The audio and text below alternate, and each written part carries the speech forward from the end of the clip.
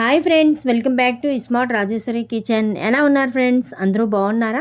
ఈరోజు మన ఇంటి రెసిపీ చూడండి ఎంత బాగున్నాయో. కలర్ఫుల్గా, ఎమ్మీగా, టేస్టీగా కూడా ఉంటాయండి. గోధుమ పిండి బిస్కెట్లు అండి. సింపుల్గా ఈజీగా అయిపోతే హెల్త్కి కూడా చాలా మంచిది. ఎలా చేశానో ఏంటనేది మీతో షేర్ చేసుకుంటాను. వీడియో చివరి వరకు చూడండి.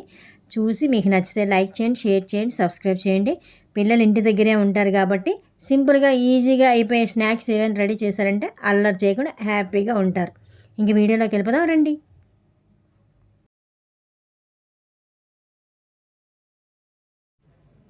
ముందుగా ఒక కప్పు గోధుమ పిండి తీసుకోండి. తర్వాత గోధుమ నూకండి, ఉప్మా నూక అంటారు కదా, అదొక స్పూన్ తీసుకోండి. ఇది వేయడం వల్ల చక్కగా క్రిస్పీగా ఉంటాయి, బాగుంటాయి టేస్ట్గాను. తర్వాత ఒక అరకప్పు పంచదార వేసుకోండి. ఎక్కువ స్వీట్ కావాలంటే ఇంకొక పావు ఎక్స్ట్రా వేసుకున్నా పర్వాలేదు. నేను అరకప్పు తీసుకున్నానండి. తర్వాత చిటికెడు సాల్ట్, కొద్దిగా సాల్ట్ వేసుకుంటే బాగుంటుంది. తర్వాత 2 స్పూన్ల నెయ్యి వేసుకున్నానండి. చూసారు కదా, మొత్తం అంతా కలుపుకోవాలి. కలుపుకొని వాటర్ వేసుకొని కొద్ది కొద్దిగా కలుపుకోండి. ఎందుకంటే మనం పంచదార వేసాం కాబట్టి పంచదార మళ్ళీ కరిగిపోయి పల్చగా అయిపోద్ది ముద్ద. అందుకని వాటరు తగ్గించి వేసుకొని బాగా ముద్ద అయిన తర్వాత వేసుకోండి. లేదంటే ఒక్కసారిగా వేస్తే మనకి ముద్ద పలచబడిపోతుంది. చూసారు కదా, ఇలా వస్తే సరిపోతుంది. దీని మీద కొద్దిగా నెయ్యి కానీ ఆయిల్ కానీ వేసుకోండి. మీకు నెయ్యి లేకపోతే ఆయిల్తో వేసి కూడా చేసుకోవచ్చు.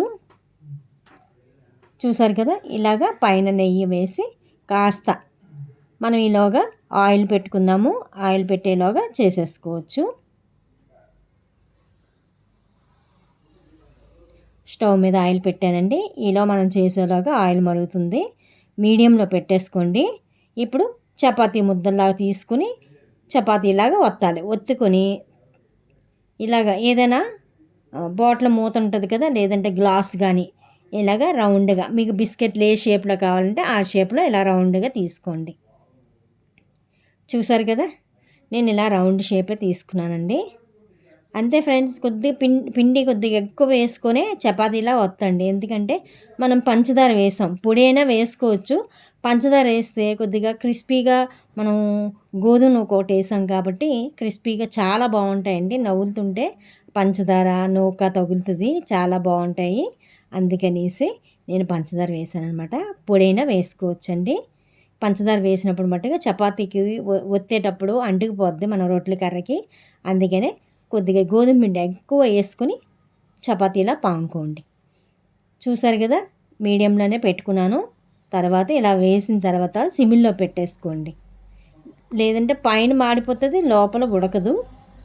సిమిల్లో పెట్టేసుకుంటే చక్కగా వాటిలంతటా అవే అలా వేగిపోతాయండి. మనం కలపన అవసరం లేదు.